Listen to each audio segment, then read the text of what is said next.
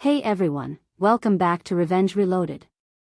Close your eyes for a second and picture this. You've just lost the love of your life, you're raising your teenage son alone, and to keep the family close, you invite his new wife and baby to live in your fully paid-off dream home, rent-free, no questions asked.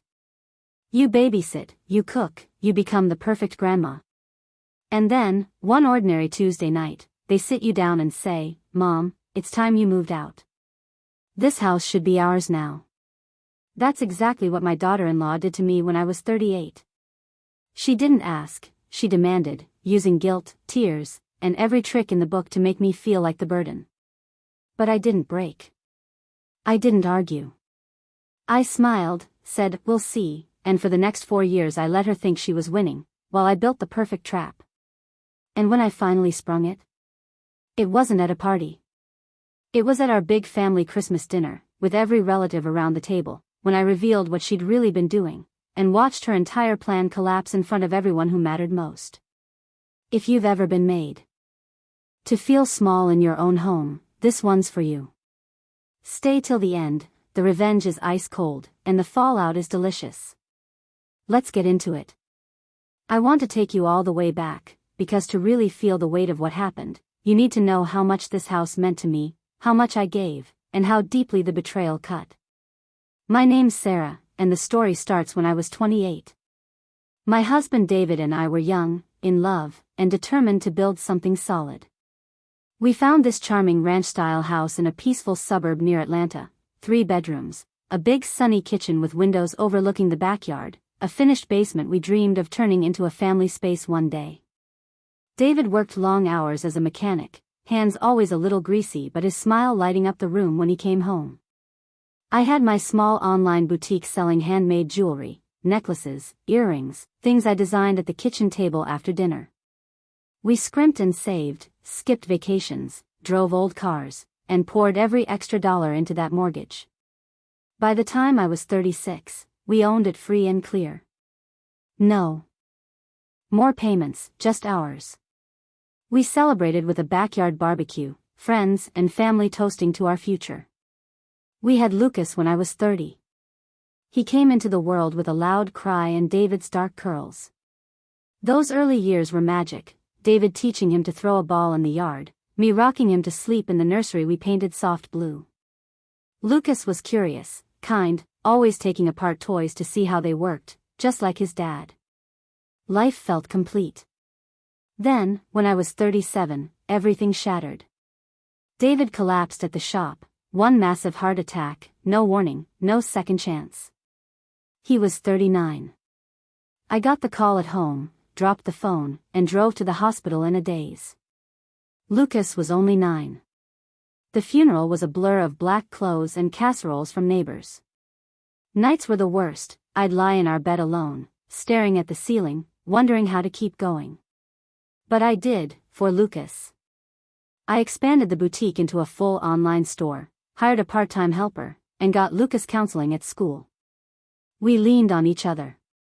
The house became our sanctuary, David's tools still hanging neatly in the garage, his coffee mug in the cabinet, his recliner by the fireplace where he'd read the paper.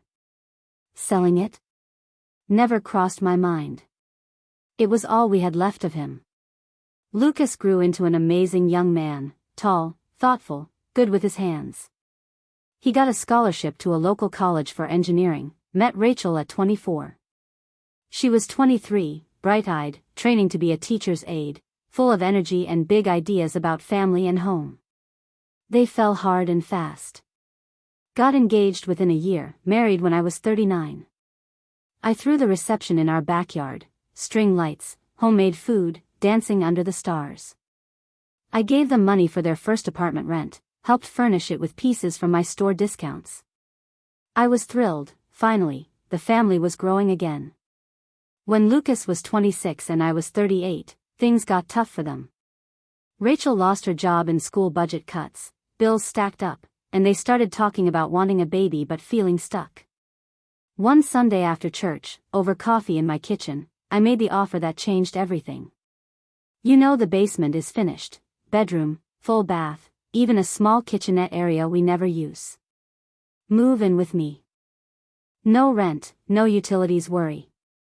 Save for your own place, start your family without stress. I'd love having you close, especially with a grandbaby on the way. Rachel's eyes lit up. Lucas hugged me. They moved in 2 weeks later. At first, it was everything I hoped for. Shared dinners upstairs, Lucas fixing things around the house like his dad used to, Rachel and I chatting about lesson plans while folding laundry. When their son Theo arrived 6 months later, tiny, perfect, with Lucas's smile, I was in heaven. I rearranged my work schedule to watch his days, pureed his first foods, read him books in the rocking chair that was once Lucas's. I felt like I had purpose again. But slowly, things shifted. Theo was about 1 when Rachel started making comments. At first casual, the basement is nice, but Theo's starting to crawl, he needs more open space. Then more pointed, sharing the upstairs laundry is getting inconvenient with all his clothes. She'd sigh dramatically when I was in the kitchen, it's hard planning meals with 2 cooks in one space. I told myself it was normal growing pains. New parents get territorial. I offered to convert part of the garage for more storage, and bought extra baby gates. But it escalated. Then came that Tuesday night. Theo was asleep downstairs, Lucas and Rachel asked to talk after dinner. We sat in the living room, David's recliner still in the corner. Lucas looked nervous, Rachel determined. "Mom," Lucas started, "Rachel and I have been discussing the future. Theo's growing. We want more kids, and, well, this house is big. You're on your own now, and you've said yourself maintaining it is a lot. Maybe it's time you downsize to something easier, a condo or apartment nearby. Then we could have the full house for our family. It's what Dad would have wanted, for his grandkids to grow up here." Rachel nodded, eyes glistening. "We're so grateful for everything you've done, Sarah. But think about it, you could travel, join clubs, have less to worry about. We'd help you find the perfect place." I felt like the air left the room. "This is my home," I said, voice shaking. "David and I built our life here. Every corner has him in it. I'm not ready to leave." Rachel reached for my hand. "We know it's emotional, but it's practical. For Theo. For the family." Lucas added. Quietly, "It makes sense, Mom. Financially too." I excused myself early, went to my bedroom, and sat on the bed in shock. Downstairs, I heard muffled voices, Rachel saying softly, "She'll come around with time. Just keep showing her how much happier she'd be." From that night on, it was war, but the quiet kind. Rachel started helping by reorganizing upstairs, my photos boxed away, to declutter, new throw pillows on my couch, David's recliner pushed to the garage for more play space. She invited her friends over more, referring to the house as ours, in conversations I overheard. She even had an appraiser friend come by while I was out running errands, walking through rooms discussing potential value after updates. When I confronted her gently, she'd tear up. "I'm just trying to make it nice for all of us. Don't you want Theo to have a real home?" Lucas would mediate weekly, saying, "Let's not fight." The guilt trips were constant. "You deserve freedom, Sarah, not being tied to this big place alone." Posts on her social media about building our family nest, with photos of my kitchen, my backyard. I could have exploded, served eviction papers the next day. But two things stopped me: fear of losing Lucas and Theo forever, and the spark of an idea. That night, crying quietly, I decided, no screaming match. I'd play along, gather everything I needed, and strike when it hurt most. I started small. Met with a real estate attorney in secret, learned about trusts, tenant rights, documentation. Put the house in an irrevocable trust with clauses protecting it from pressure sales. Began a private journal, dates, quotes, screenshots of texts where Rachel sent, "Cute condos for you," with messages like, "Imagine no yard work," or, "Perfect for a single lady." Recorded conversations where legal, one-party state. On the surface, I was the ideal mother-in-law. Babysat Theo with endless energy, baked Rachel's favorite cookies, complimented her decorating. She relaxed, thought she was wearing me down. 4 years passed like that. I turned 39, 40, 41, 42. Theo grew from toddler to energetic 4-year-old, learning to ride a bike in the driveway, calling me Nana when I read him stories. Lucas got steady promotions. Rachel went back to teaching part-time. Living rent-free let them save massively: new minivan, family vacations to the beach, college fund for Theo starting early. They talked openly about when mom downsizes and the renovations they'd do. I helped pack for their trips, watched Theo, smiled through it all. Inside, my evidence folder grew thick. The perfect opportunity arrived last Christmas.